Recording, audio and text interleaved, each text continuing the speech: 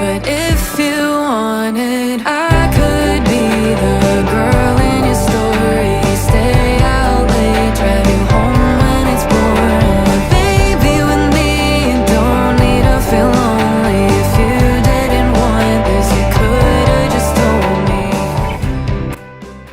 Carina Allen, aka RlyBlonde, is releasing her last single of the year titled Girl in Your Story. Girl in Your Story is the B-side to her alt rock anthem, Your Angel. She's here to talk about this and more. How are you doing?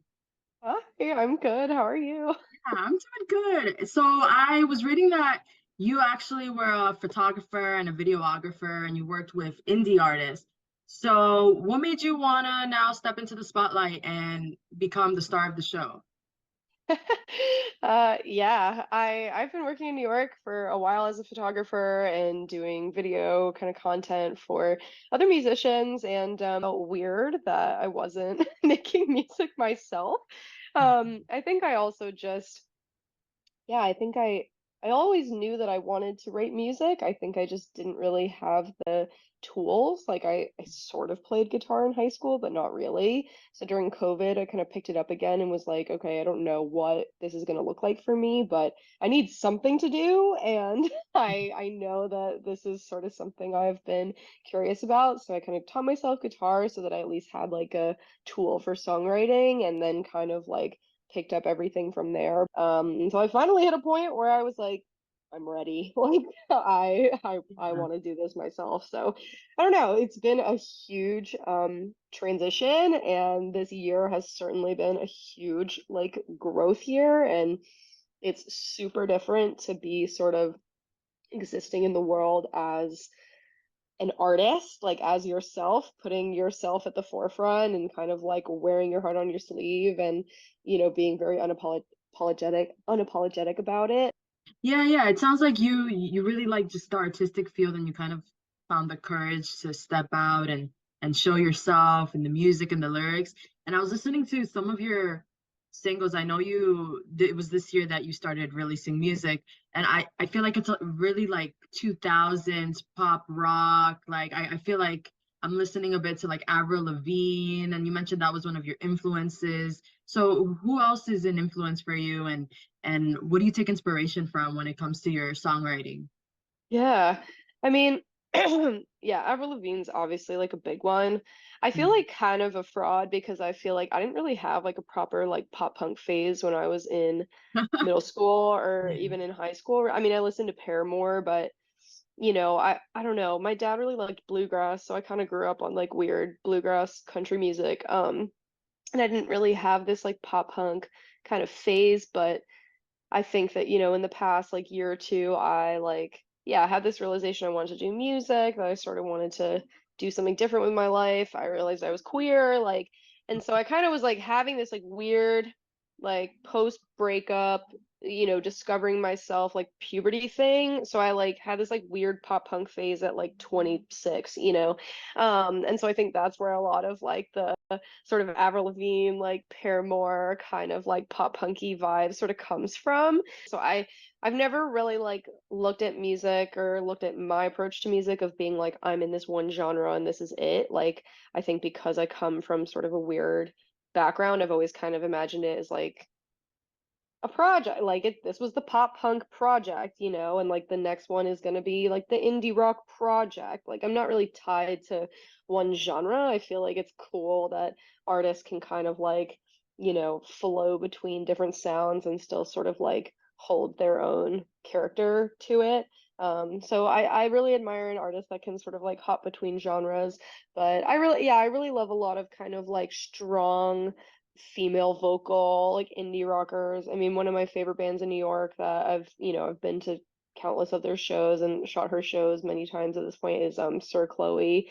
And really seeing her perform live, like while I was sort of in this incubating phase of my creative brain for music, like she just really has a unique voice and really sings with her whole body, and like that's really what like music is kind of about for me, is like the full body, like guttural scream, you know. I think that's why also why I love pop punk so much is like just the full body kind of belting. Like I really love something that you can feel in your bones. So yeah, that's kind of my some of my inspirations.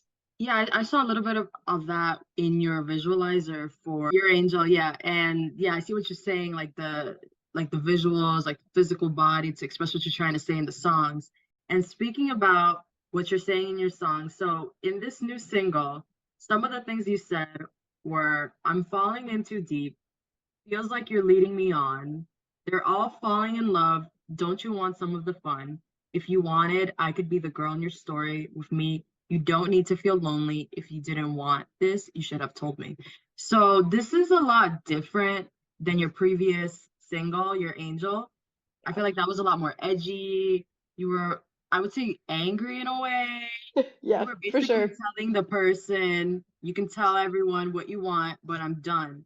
So it sounds like this is like a story of unrequited love and all the emotions that come with that. So can you tell me more about that? What exactly happened between your angel and girl in this story? Is Yeah. it what came first? Or are we talking about a specific person? Yeah, let me not name names, you know, but Okay. no, for sure. I mean, I wrote these songs at very like different times, you know, but Mhm. Your Angel definitely came first. I really think of Your Angel as kind of like almost like a bonus track to Fantasy, the original EP. I think she kind of lives in the same world. I think like a lot of what fueled me as well to make music was just like this raging anger I had towards a certain person that I dated at one time in my life. And you know, that's neither here nor there, but it really did give me like the push to not just like pursue the things I wanted, but to do so without the fear of like what anyone would think about it. Like I think I held a lot of my feelings in for a long time and my art kind of like became very plain because I wasn't really like digging into my own emotions because I was almost like afraid to turn anybody off. Like I was afraid to sort of like stir the pot, you know. And I sort of like lost that before I put out all fantasy. But I think there was something about fantasy where there's like a sense of like kind of sarcasm through the whole like EP that I think was kind of like my protective blanket. Like it was kind of like, well, I'm laughing at myself, so like you can't laugh at me, you know, and that like kind of made the whole thing like easier for me to like put out into the world, was kind of like having this sense of humor about the whole thing. Oh, that sounds really cool. And I know there's going to be a music video that's coming out with the single. You're kind Mhm. of like a one-woman band. So you produced this music video and you directed it. Yes, So yes. what's this? Are we going to see everything you're talking about in the video? Is it going to tell that story like in a visual way? Are you playing yourself? Do you have someone playing this other person? What can we expect to see in the music video that's coming out with the single?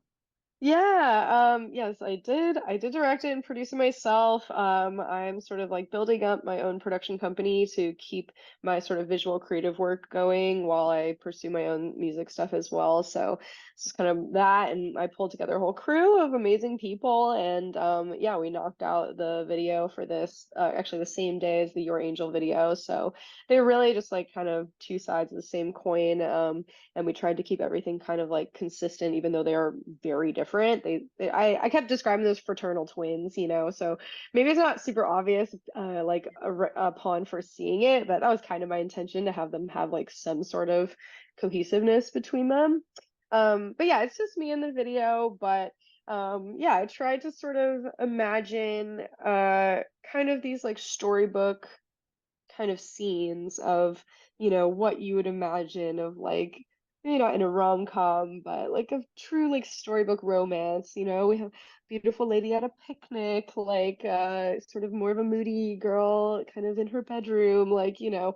So we kind of went with a sort of minimal, stripped down, kind of strange, spacey feel. But I leaned pretty hard on the kind of like classic, like Hollywood glam. Where can we hear the new single, see the new video? Where can people hear more about you and follow what you're doing?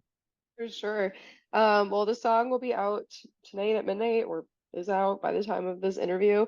Mhm. So you can find Girl in Your Story and Your Angel on any streaming platform. So anywhere you listen to music, you can listen. You can also watch the YouTube videos on my YouTube. I think it's just youtube.com/reallyblonde. The name is Really Blonde. You'll find it. And then yeah, you can follow along on my Instagram. My handle is Really Blonde, RlyBlonde. And you can follow all my creative production work as well at our production company page, which is Really Hot Creative. So RLY Hot Creative on Instagram as well.